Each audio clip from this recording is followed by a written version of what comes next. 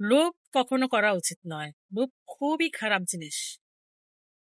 আমার মতে লোভই হচ্ছে সবচেয়ে বড় পাপ। এই লোভ ভিতরে ভিতরে আপনাকে কিভাবে একদম সম্পূর্ণটাই নষ্ট করে দেবে। একটা পচা ফল দেখেছেন? যে যে কোনো ফ্রুটস যখন ভিতর থেকে একদম উপরে খুব ঠিকঠাক ভিতর একদম পচে যায়, সেই ফ্রুটসটা কাটা হলে খাওয়ার যোগ্যতা থাকে না। সেটা হ্যাঁ, মানুষও ঠিক তেমন। আপনি অন্তরের লোভকে স্থান দিয়েছেন তো, আপনার অন্তরের লোভকে আপনি ধারণ করেছেন তো, আপনি ভেতর থেকে ওই পচা ফুলের মতো এমন ভাবে নষ্ট হয়ে যাবেন, আপনি নিজেও বুঝতে পারবেন না। আপনার মনুষ্যত্ব, অস্তিত্ব কিছুই থাকবে না। লোভ এমন খারাপ জিনিস। আপনার লোভ আপনাকে হিতাহিত জ্ঞান শূন্য করবে, মনুষ্যত্ব শূন্য করবে, এবং আপনার সাথে কারো ভালো সম্পর্ক রাখতে দিবে না। কারোর সাথে আপনার ভালো সম্পর্ক থাকতে পারে না যদি আপনার অন্তরে লোভ থাকে।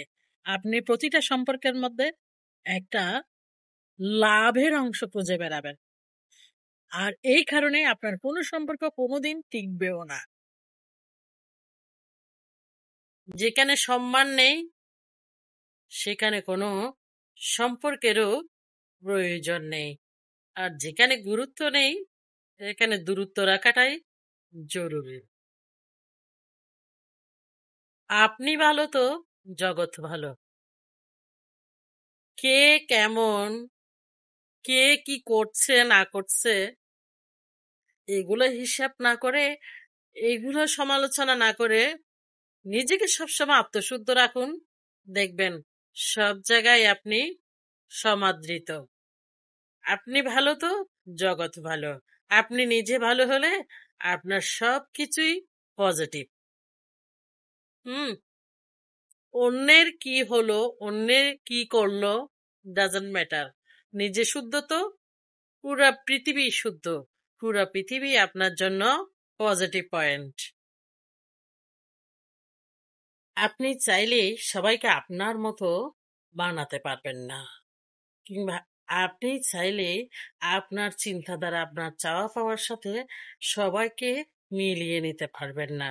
জগৎ সংসারে যার যার জীবনের আলাদা বৈশিষ্ট্য আছে। প্রত্যেকের জীবনের প্রত্যেকের একটা আলাদা গল্প আছে।